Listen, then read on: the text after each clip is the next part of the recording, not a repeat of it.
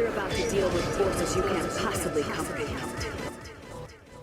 Welcome to GMP, the Great, Glorious, and Glamorous, aka the Going North Podcast. I'm your host, best-selling author, and certified self-leadership trainer with the John Maxwell team, Dom Brightman.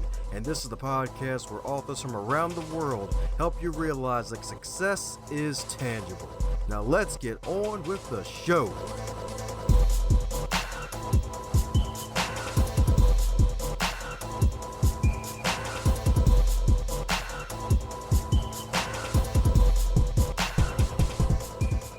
And today on the Highlight Reel Builder for Authors, known as the Going North Podcast, aka GMP, the Great, Glorious, and Glamorous, we got somebody probably fits all three of those G's today because I'm really excited about today's guest, y'all.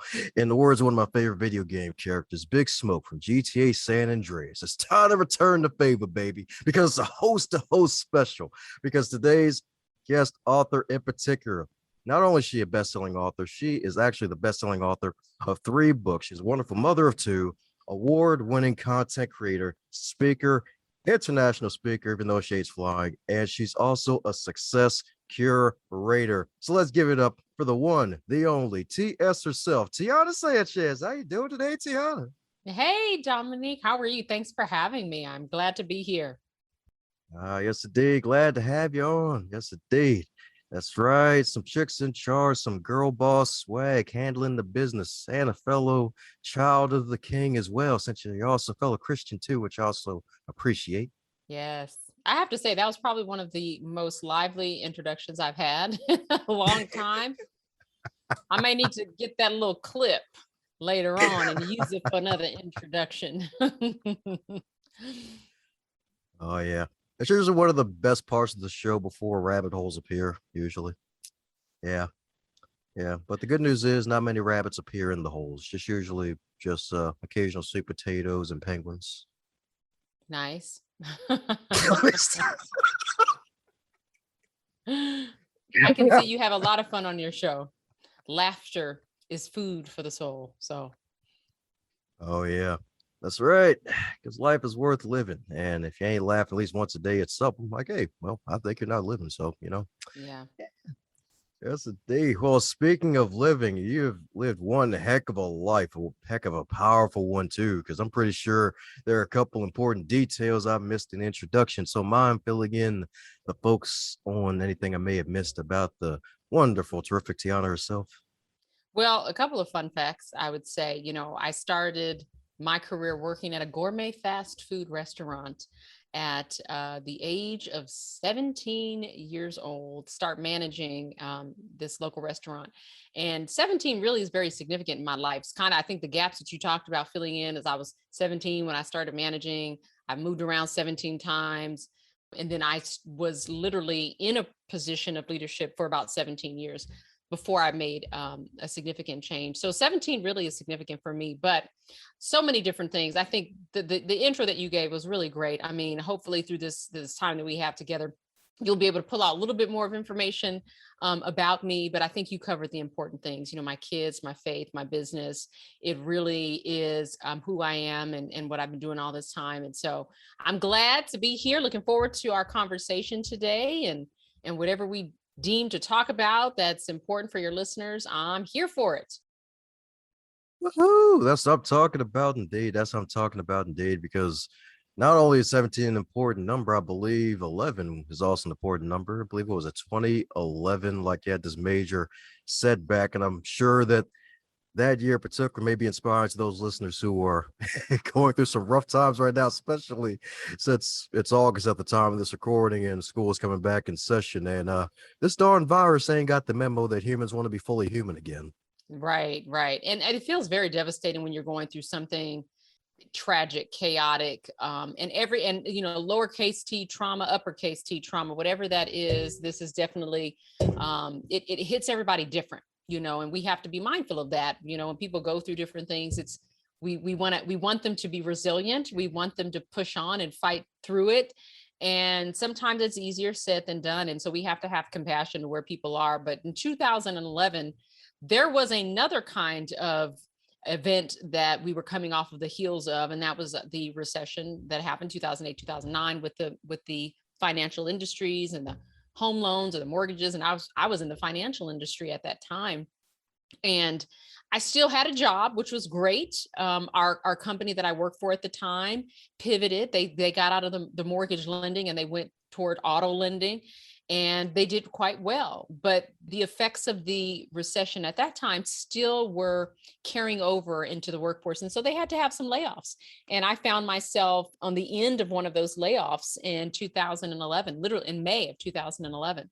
And I had never been laid off, had never been let go from a job before. So this was all brand new for me.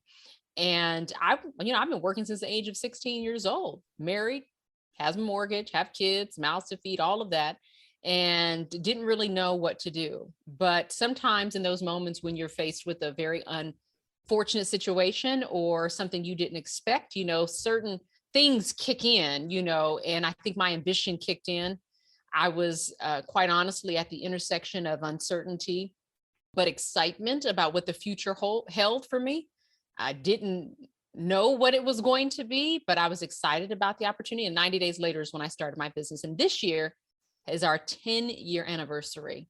So fast forward, we're still in business, and that layoff resulted in a lifting up. So, sometimes you get laid off, but you can also be lifted up. And that's what happened with me, and the business is thriving. So it's a good story. The chapters are still being written. Yeah, I can say that again, from laid off to lifted up, y'all. That's what I'm talking about. Yes, indeed. Yes, indeed. Yes, indeed. That's freaking amazing, because a lot of folks probably are still dealing with that. And congrats on 10 years in business, a decade of dollars to make you holler. That's what I'm talking about. Well, it's not easy for everybody. I think as a business owner, as an entrepreneur, and I'm not sure if your listeners are business owners or entrepreneurs or working professionals, but I think a lot of people are entrepreneurial today, whether you're working in an organization. So a lot of the skills, thankfully, that I learned working in places like the financial industry and banks and retail and things like that, I helped to develop certain skill sets that I think helped me, good planning skills, good organizational skills, good social skills and interpersonal skills. Who knew that those skills would really be necessary, that it would be like this secret group of folks that have these skills, because who knew that we would be fast forwarding to a decade or to a time where social media would take over and we would use our phones as communication devices, and we wouldn't really be talking to people. We'd be texting people, and we'd be, dancing on videos and all these different things. And so, it's really a strong skill set to have good interpersonal and social skills. So I'm grateful for that. And that helped me early on starting my business, because I looked toward my network and I said, who's in my network? Who do I know? And it was really the who do I know? And that's where I, started. So I built from the ground up and just worked my circle of influence and met folks, and didn't really have a clue, to be honest, of what I was doing early on in my business. But lo and behold, you find your way, you align yourself with really strong people that were living and doing what I wanted to do. I had some great mentors. I have continued to have great mentors. And through the process, I've written a couple of books, and the first book, essentially, which was, you mentioned it, Dom, which was Undefeatable, which is the name of it, really was my journey to coming back, I should say, from the layoff, right? Finding my passion and my purpose. And it was more clearly defined through that time of chaos. And so I'm hoping that your listeners, if they are feeling like, I don't know where I'm going, I don't know how to, I'm surviving right now, but I want to encourage you that there is a thriving that you should be doing and can be doing. It just isn't about surviving. It is about thriving. You can thrive through the chaos. You can certainly restate your purpose, find those things that you're really good at, and build upon those things. It doesn't mean you have to get it right every single time. You're going to fail. You're going to make some mistakes, which speaks to the second book that I wrote, which is all about failure, failing upwards. And so, one was my journey of how to come back after being defeated, which is undefeatable, or feeling a sense of defeat. And the other one was, you're going to continue to have some mistakes and failures, but don't get defeated by them. So this was kind of the part 2 to that book. And I think those two experiences have really helped me. Oh, yes, indeed. Yes, indeed. That's right. Because you come from the school of hard knocks. That's what I'm talking about, indeed. Because if I'm not mistaken, like no college degree, right? This is all just work experience and having to really, I guess, get it from the dirt, from all the work experience and the skills you've built up, even managing at the age of 17 up to now, where you've really not only built those skills, acquired them, but also polished them as well, if I'm not mistaken, right? Yes, absolutely. I went to school, but I didn't finish. I was working at the time at that gourmet fast food restaurant that I told you about. And I was doing well. I was a district manager. I was leading teams. I was traveling. I was making good money. And so, what do they tell you to do to go college? To get go to college, get a degree so you can get a job, make good money. Well, I was already Mhm, doing that. And so I mhm. was like, I had a decision to make. I was like, well, should I go full time in school or keep going full time and work?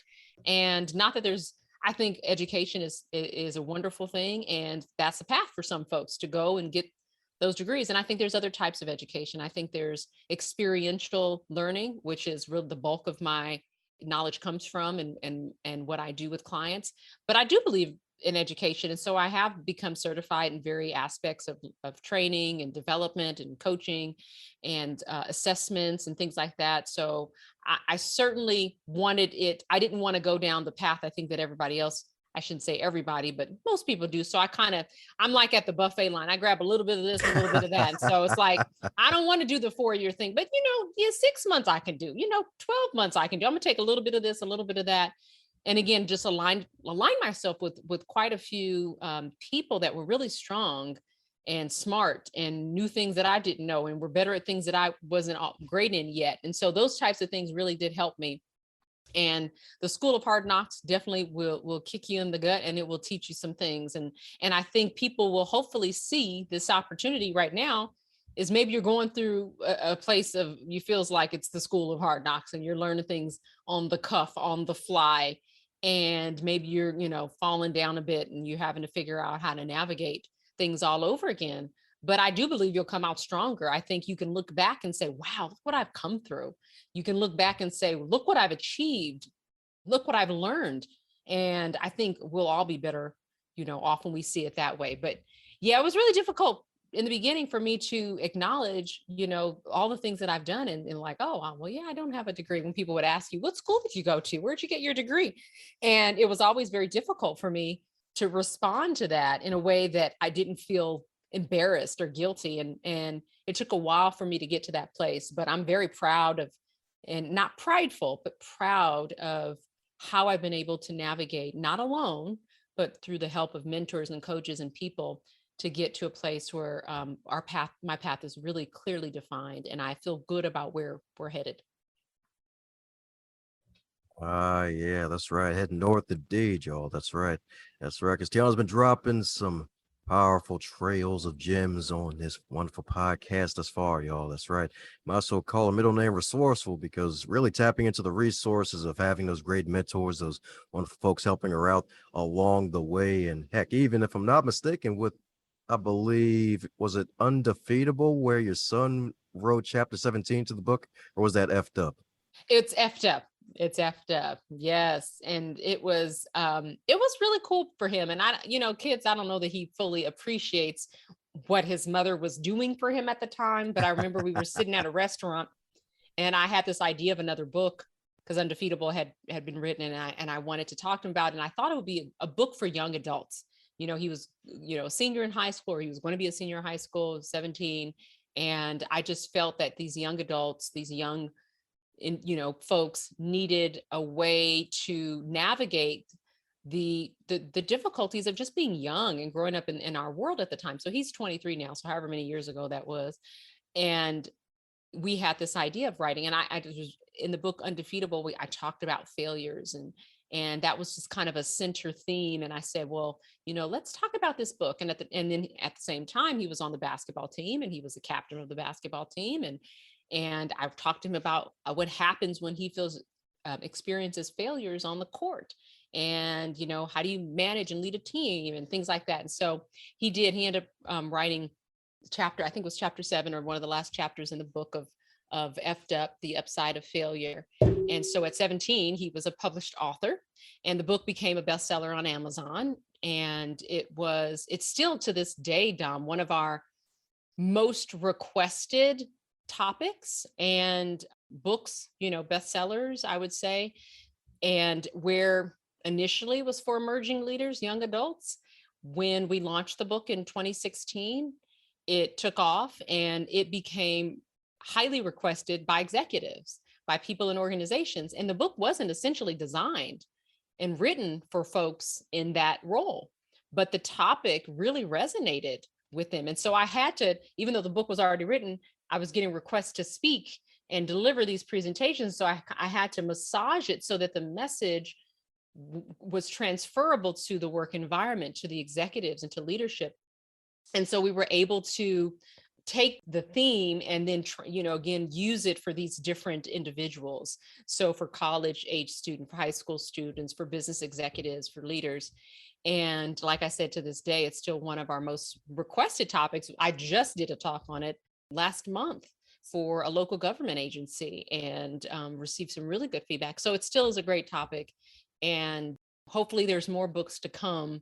That's what I would actually love to continue doing, is write and speak. Speak and write would be, if I ever retire, which I don't know that I would, but that would be what I would love to do, was speak and write and speak. Don't retire now. You still got some years ahead of you. Got some decades ahead of you. Now don't Yes, I think agree. about retirement. Come on now.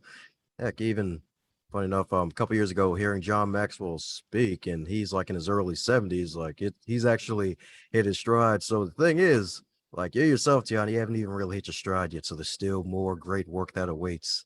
I agree. Waits. Yes, indeed. Yes, Ken indeed. Blanchard says it this way. He says, refire, don't retire. Yeah. So I feel like there's a refiring, not a retiring happening. And I don't even need to refire because I'm still on fire.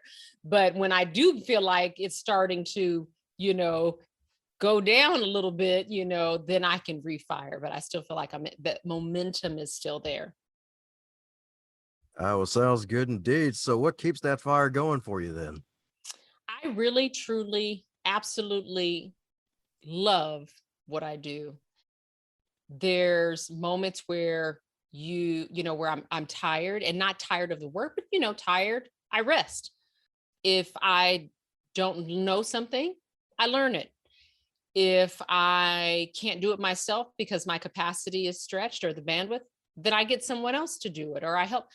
There's nothing that's going to make me turn away from what I'm called to do. And this is truly a calling. And I love, love, love what I do. And I feel like I'm a vehicle. I feel like I'm a vessel. I feel like that things happen through me, not in a woo-woo sort of way, but that I humble myself to the point that it's not Tiana. It's through me that I'm able to communicate things, whether it's a speaking gift, whether it's a communication gift, whether it's a message or the way that I deliver a message that hits home to someone in a way that maybe touches them to change them. So I don't think it's Tiana that has this absolute greatness, but it's a gift that was planted in Tiana, or she's being used as a vehicle to deliver this message, or whatever that might be. And my gifts truly, I believe, are teaching, are training, are coaching, communicating. It's, even leadership and management. When I did it at one point in my career, I did it for 17 years, right? A little more than that, but we'll stick with the number 17 because it's a nice number. But even though as a CEO of my own company, yes, you're still in a leadership position. And I help individuals and managers through that. But I still find that the training aspect, the development, the learning, the growing is really where my sweet spot is. And so I really love what I do. So what keeps that fire under me is the fact that the people to whom I am teaching, training, coaching, that there's some change, that there's some impact happening in their lives that's going to carry them long after my relationship with them, long after our discussion, our conversation, that there's a seed planted within them that they're going to carry on beyond me and make something great. My husband is a basketball coach. It's one of the things that he does. And he's been doing that over 2 decades. And every once in a while, I remember he would get in the mail after one of his students graduated and went to a college, get a letter in the mail, and it would be this wonderful, letter about, how great they appreciated him helping them as a student athlete in high school, and just a letter of appreciation. And I said, that's really a gift. I said, we don't always get the privilege of knowing who we've impacted. They come into our life at a certain stage, in a certain season, and we're there with them in whatever capacity is needed. And then they go, and then, that season ends, and maybe they leave or they move on, or, again, they move on to another job, or they move away in a different city or what have you. And we never know the impact that we've made on others. And so I reminded my husband, I said, that's a gift, because you are actually hearing from someone who's sharing with you the impact you've made in their lives. And so I hope that there's, a great number of people that I've touched over the years. And so that idea that they are changing, reaching their full potential, is what keeps me going, keeps that fire lit. And also, and I would say second, Dom, is building this legacy for my children.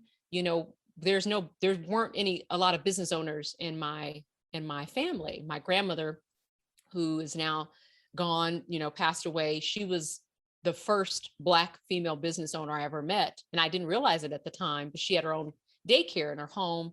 And I just remember sitting at the table, dinner with her, and she'd be like literally falling asleep, nodding off, snoring. And I would think to myself, oh my gosh, like, is this what I have to look like?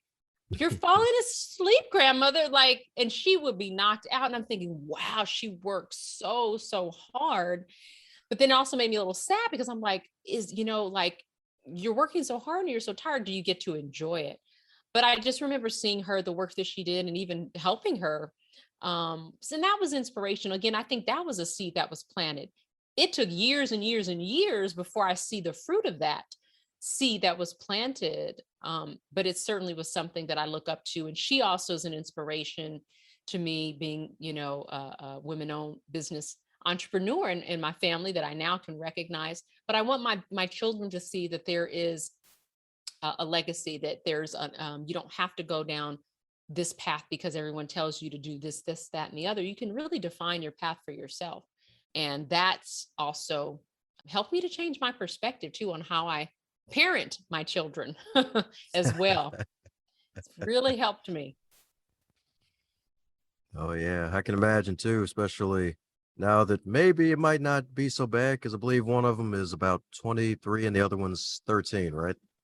23 and 11. The youngest is going into middle school, so he's 11 years old. There you go. That's right.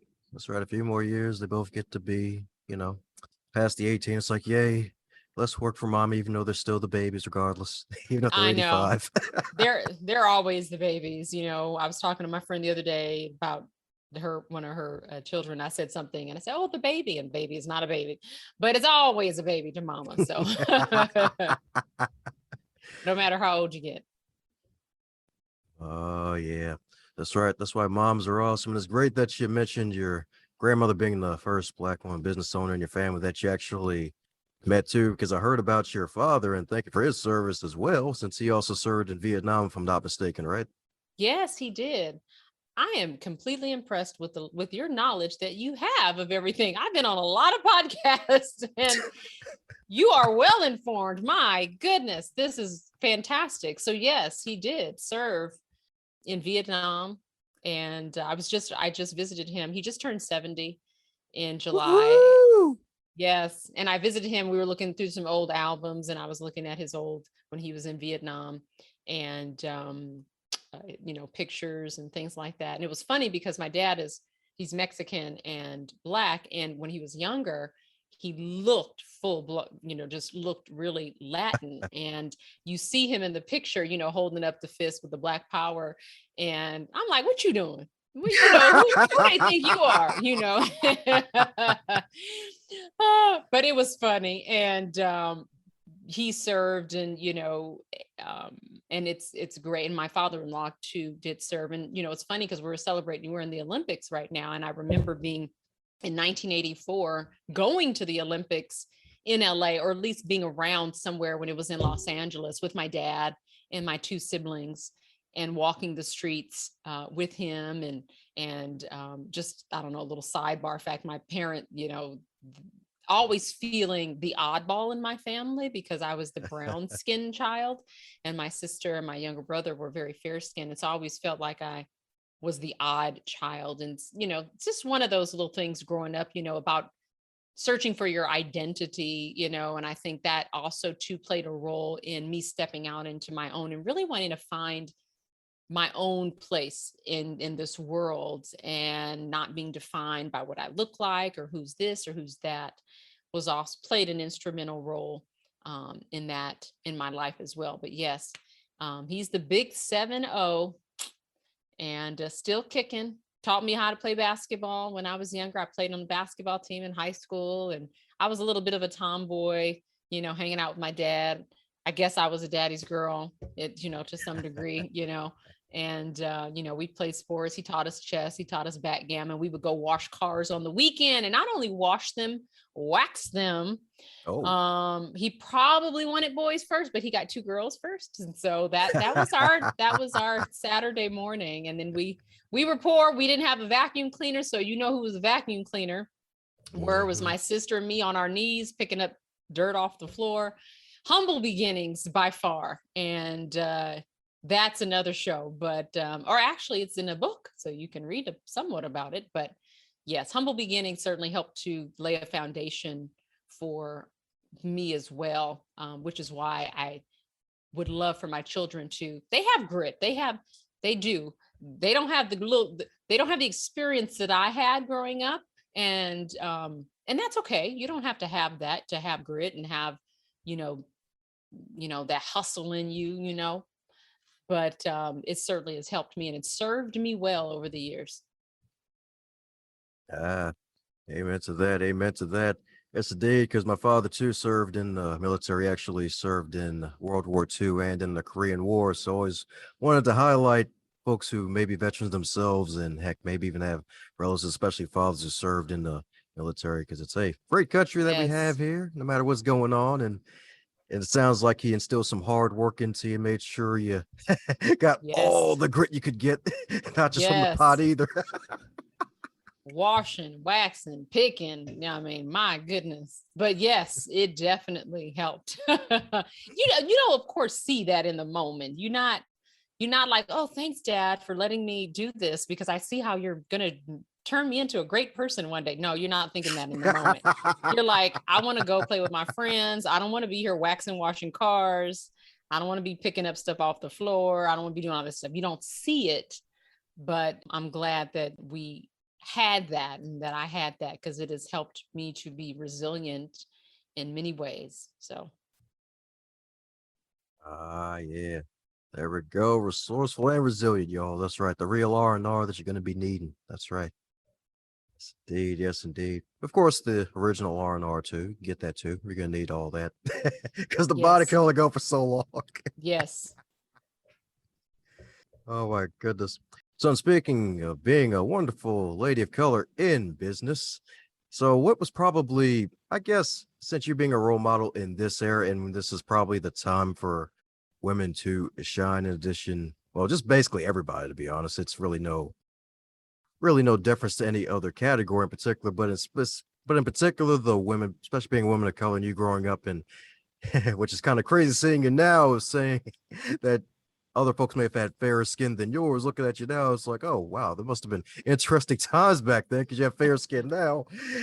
What would probably be the biggest piece of advice? And heck, there could be even like 1 to 3 tips to stand out for those who may be aspiring to, especially the ladies out there who may be looking to get into the entrepreneurial space, heck, even from a corporate standpoint too, because it's a totally different ball game of entrepreneurship, especially being a corporate trainer, taking a resilience, taking a resourcefulness, and then delivering it to different types of audiences, making sure that they leave equipped to really go for more and get the best out of their life and their career. I would say first get clear on what it is that you want to do. People say get clear on your why, and that is important. Getting clear on what it is that you actually have to offer. It's the who you are, what you do, and the value that you bring. If you can get clear on that, who you are, what you do, and the value that you bring. So even if you're a working professional and you're thinking of becoming an entrepreneur, or you're an emerging leader and you want to advance in your career, who are you? What do you do? And what is the value that you bring? Because the next step to that, which is my number 2, Dom, is you want to have some really strong connections, your circle of influence, and I'm going to use allies. I know it's a popular term now in another area, but your allies, your influencers, your network, your circle of influence, those people that are going to champion you, that are going to sponsor you, because if you don't know the first part of that, you're not going to communicate effectively the second part. Because if you do want to start a business, you're going to need that level of influence and association and networking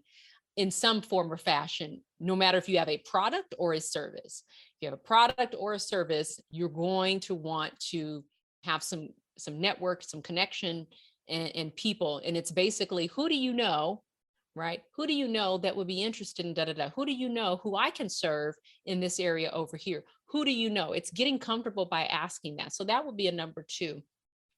Number 3, determine what your plan is in terms of what are those critical pieces that you need to do today to get you started off in your business. And it is incremental. Don't think that you're going to wake up today and you're going to have your entire business plan ready. You're going to have all the capital that you need. You're going to have clients lining up. Ooh, give me what you have. I want to buy it, and you're selling it. Great. It's not going to necessarily happen. I don't want to say it's not, because there may be some people that it can. So I'm saying, generally speaking, it is in a sequence. It is sequential. It is incremental. Things happen in a certain order, which is why I'm telling you this. And so, third is think about what are those kind of 3 things that you need to accomplish today. Okay, boom, I need a name for my business. Number 2, okay, let me get 3 allies and people in my network who are strong, who are going to help me. Great. Number 3, maybe I get a business coach who's going to help me, because I've never started a business. I don't know what to do. Maybe those are the first 3 things that you get.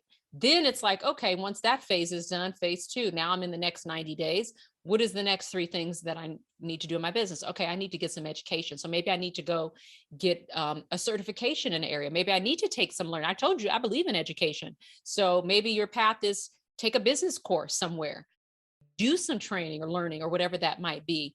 And that's your second wave. So it happens in steps. Those would be the 3 things that I would say. And with all of that being said, I do think it's important to do a little check-in with yourself from time to time to make sure your why is still your why, and that your purpose for doing what you're doing still aligns, because sometimes that shifts. Realistically, it shifts. What I was doing 10 years ago, Don, does not necessarily look like what it is today. It has changed. It is transformed. It has been flipped upside down. The premise is still the same, which is professional development, people development. It's always been that. But the delivery method, how we do what we do, has changed over the years. Even who we serve has changed. So that will happen, and it's okay. It's part of your growth. It's part of your development. But I can honestly say on this podcast today, 2021, when you play it back, I am 100% clear on what I do, who I serve, and how I do it, and the value that I bring. And that's a good place to be in, because I couldn't always say that, but I can say that today. And that doesn't mean the buck stops here, that I stop learning, I stop growing, I start going to that next level. And I certainly think if John Maxwell, hey, can do it at 70, I'm sure I can do it. So that's how I see it. Right. Plus black don't crack. That's right. So you'll be all right. True. Oh man, but definitely solid tips indeed. That's right. That's right indeed. And it's really powerful that you're able to really could say that today with full focus. Like, hey, I'm clear exactly who I am, what I want, and I know my why. And I'm not afraid to ask other people who they know and how I can help serve them. So that way, it'll reciprocate in a good way. Because it does happen. It does happen. Well, we're coming down to the magical question that every guest gets to receive, and that is if you're to wake up tomorrow and you're 25 again, but this time in the current year of 2021, with all of your amassed knowledge and experience, what advice would you give to yourself? Oh boy, I had a long pause. It is not easy to stump me, but I am going to say at 25, I was already a mother of my child would have been 3 years old. I was already divorced. I was on my own. So 25 again, that would be me, but living in 2021. So I would be a single mom, divorced single mom with a essentially 3-year old. Okay, living in this time. I probably would feel like everyone else is feeling, probably a sense of overwhelm. I was actually managing at that time too, at 25.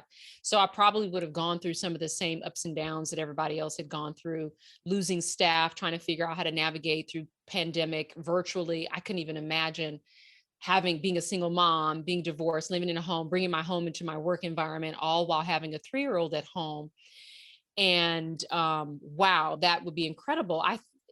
Even though prior to 25, again, those skills that I learned and seeds that were planted with me early on, we have really strong women in our family. And I do believe that resilience has been a theme throughout, and that I would advise my younger self to, I know it sounds very cliche, but kind of take it as it comes, that kind of one day, one moment, at a time, and to lean on others. Sometimes as single parents, you feel like you have to do it all. You absolutely need to have a tribe of people surrounding you. If that means, can someone come over and watch my son for 2 hours so that I can get on the Zoom call? Because now I'm working from home, then that's what I need to do. If that means I need to take a mental health day and, drop my son off at grandma's house so that I can have a day to myself, that's what I need to do. And knowing that, again, being a woman of color, I don't want to dismiss that fact, because this is also a season where, not that injustices didn't happen at 20 years ago, but we're seeing it more now, that taking that into consideration as well, and wanting to be more vocal and voice concerns and thoughts and things to maybe my management, maybe leadership at the company that I would be working at, and bringing some of these issues to the forefront boldly and courageously.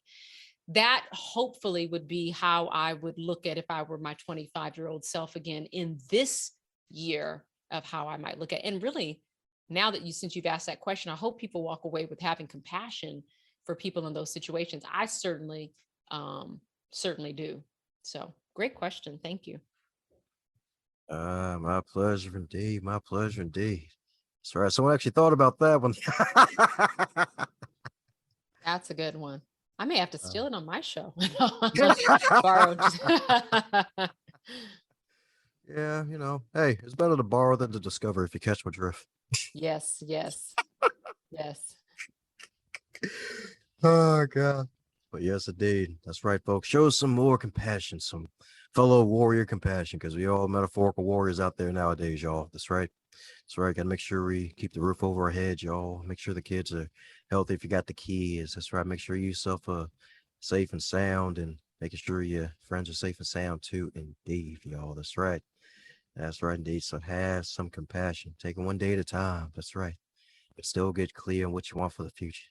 That's right, indeed. So the wonderful Tiana's been leaving the tennis bracelet gems on this episode, y'all. That's right. Hope y'all wrapping it around y'all wrist, y'all. I'm telling you, some gems, y'all. They shiny. That's right. They shiny, y'all. They shining like a 100-watt bulb. So for those who want to catch more of the wonderful light that you're radiating today and forevermore for decades to come, what's the best way for folks to reach out to you, Tiana? They can do that easily. If you go to LinkedIn, find Tiana Sanchez. You can even Google, because there's not a lot of Tiana Sanchez's out there. But you can go, probably the easiest way is find me on LinkedIn, or you can go to my website, which is no limit to yoursuccess.com. And it's the number 2. Otherwise, you spell that all out, no limit to yoursuccess.com. You can find books, you can find podcasts, you can find a lot of information. Would love to connect with you.